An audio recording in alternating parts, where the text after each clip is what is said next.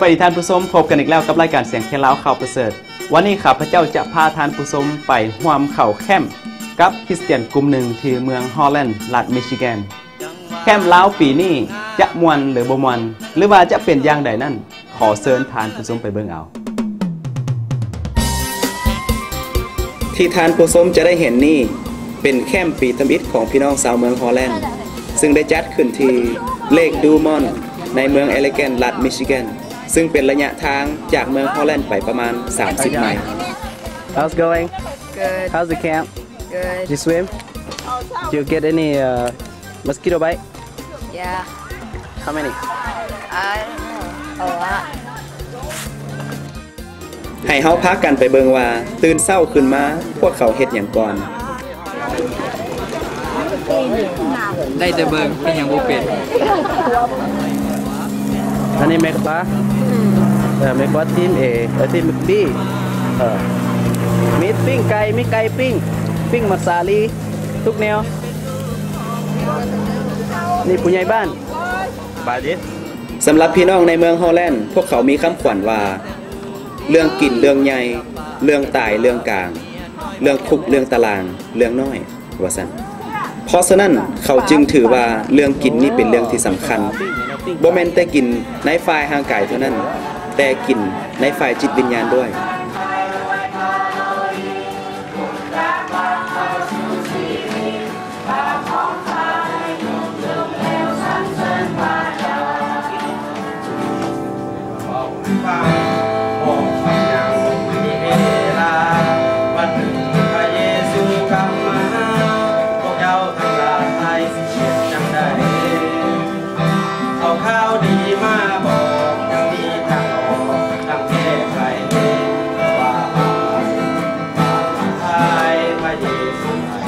นักเทศของพวกเขาปีนี้คืออาจารย์ก๊อกศรีหาวงศ์ซึ่งหากก็ได้รับปริญญาตรีจากมหาวิทยาลัย Southwestern Adventist University ที่รัฐเท็กซัส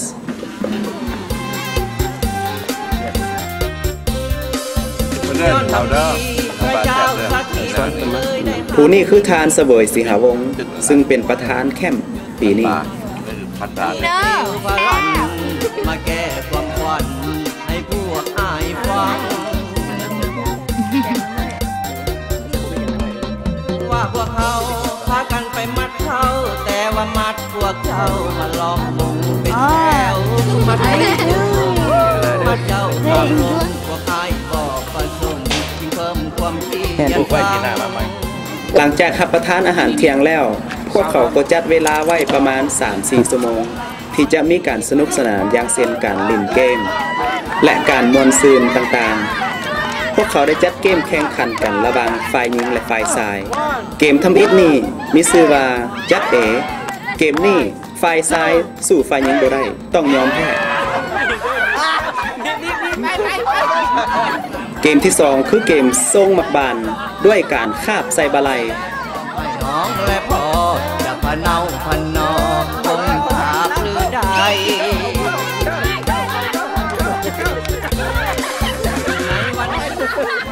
เกมนี้สู้กันเต็มที่ในที่สุดพวกผู้ชายก็ได้ใส่สนับมาเกมที่3นั่นคือเกมใส่บวงทรงก้อนขนมแต่ละฝ่ายก็สู้ด้วยสุดกำลังแต่ในที่สุดฝ่ายซ้ายก็แพ้ให้ฝ่ายหญิงเพราะว่าฝ่ายหญิงนั้นมีการถนัดหลายกว่าในการใส่ซ่อมใส่บวงแต่ฝ่ายซ้ายนี่นักสู้ 100% บ่มีการยอมแพ้โดยต่อไปเกมที่4เกมที่4นี่คือการทรงหมักบานข้ามเสือกต่างฝ่ายก็ต่างสู้แต่ในที่สุดก็เสมอกันเพราะว่าทั้งฝ่ายหญิงและฝ่ายซ้ายนั้นมีความกล้าหาญและมีความเป็นนักสู้เท่าเทียมกันคันว่าเล่นเกมเมื่อยแล้วพวกเขาก็เกิดฮ้อนก็เลยพากันลงว่ายน้ำในเลกบางคนก็มักลอยน้ำบางคนก็มักพายเรือแต่บางคนก็พายเรือบ่เป็นเข้าป่าไปบางคนก็มักให้ผู้อื่นทับใส่แม่งูนี่บ่งูนี่น่ะ น้อยเอ้ยก็ติดกับคอยพอมีใจเป็นคอยกับเกษตรนาลมรวมน้อย ส่วนพวกที่ว่ายน้ำบ่เป็นก็ได้แต่นั่งเบิงในแคมป์ฟังหรือว่าหาตึกป่ามาเลี้ยงหมูและในเวลาตอนแรงขณะที่แม่บ้านกำลังเตรียมอาหารผู้ใดเป็นพ่อลูกอ่อนก็ต้องเทคแคร์ลูกและสำหรับพวกที่บ่มีหน้าที่ก็นั่งพักผ่อนส่วนพวกที่ล้อกินก็ล้อกินจนเมื่อยพวกหนุ่มก็เล่นกีฬาบางเทื่อบานไปถึงรถ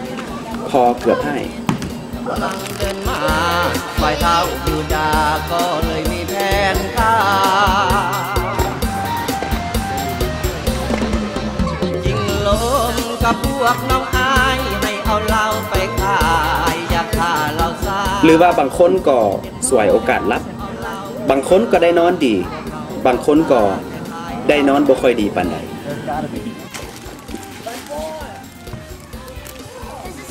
คนเฮาเมื่อเล่นเมื่อยแล้วก็มีการหิวส่วนพวกพ่อครัวแม่ครัวก็ต้องเล็งแก๊สเล็งไฟเข้าเพื่ออาหารจะได้แล้วไวๆเพราะว่าพวกที่ล้อกินนั่นมีหลายกว่าพวกที่สวยเฮ็ดส่วนเมนูของอาหารก็มีหลายอย่างมีปลาทอดปลาปิ้งตำบักหุ่งปิ้งไก่ข้าวเปียกข้าวปุ้นทุกอย่างทุกแนวป่านวาอยู่บาเฟ่อาหารนี่ปานบาเฟ่ได้นี่ขนาดแคมปิ้งนี่อาหารปานบาเฟ่ที่เมืองฮอลแลนด์นี่เรื่องกินมาก่อนเรื่องอื่นจังไว้กันที่หลังสบายดีมาเด้อกินผัดปลาไปใส่มาใส่กันยี่ห้อบ่ได้จ้าข้าวมื้อนี้น่ะโอ้ยส่วนการจัดเตรียมอาหารนั้นพวกเขาได้แบ่งกลุ่มกันโดยเป็นกลุ่ม A เฮ็ดอาหารตอนเช้าซึ่งเป็นพวกผู้ชายกลุ่ม Bเฮ็ดอาหารตอนบ่ายซึ่งเป็นพวกแม่บ้านและกลุ่มCเฮ็ดอาหารแรงคือพวกสตรีหนุ่มมีหลายอันหลายอย่างปลาปิ้งปลาพันโอ้แซ่บหลายอาหารลาวหลังจากพวกเขารับประทานอาหารฝ่ายร่างกายเสร็จแล้วพวกเขาก็เตรียมรับประทานอาหารฝ่ายจิตวิญญาณทุกๆมื้อพวกเขาจะมีการนมัสการตอนแลงการนมัสการตอนแรกนั้นจะมีการคึกคืนพอสมควรเพราะว่าแต่ละคนได้จัดเตรียมความสามารถของแต่ละไผ่เรามาบางคนก็เตรียมล้ำเตรียมล่องมาบางคนก็เตรียมคำพยานมาหลังจากนั้นอาจารย์จะได้ขึ้นเทศเพื่อจะให้อาหารฝ่ายจิตวิญญาณแก่ชาวแคมป์แต่ละคนแคมป์ปีนี้มีทั้งการมนต์ซืนและการฟื้นฟูฝ่ายจิตวิญญาณ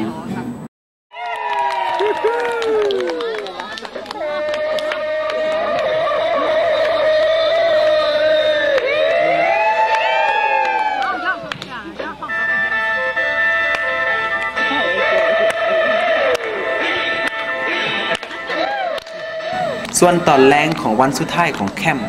พวกสาวนุ่มได้เตรียมการฟ้อนมาเพื่อแสดงศิลปะและวัฒนธรรมของคนลาว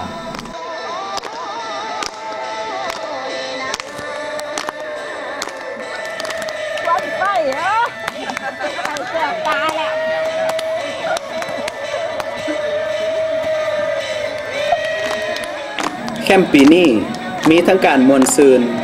และมีการฟื้นฟูฝ่ายจิตวิญญาณจนบ่มีผู้ใดอยากจะกลับบ้านนอกจากนั้นพวกเขายังได้จบลงด้วยการมีลำวงสามัคคีแบบคริสเตียนเป็นจังได๋พ่อแม่พี่น้องสำหรับแคมป์ที่เมืองฮอลแลนด์ข้าพเจ้าหวังว่าปีหน้าจะมีพี่น้องจากกลุ่มอื่นๆเข้ามาร่วมสังสรรค์และนมัสการสรรเสริญฟื้นฟูจิตวิญญาณร่วมกันกับพี่น้องชาว7 Days ที่เมืองฮอลแลนด์ขอพระเจ้าอวยพร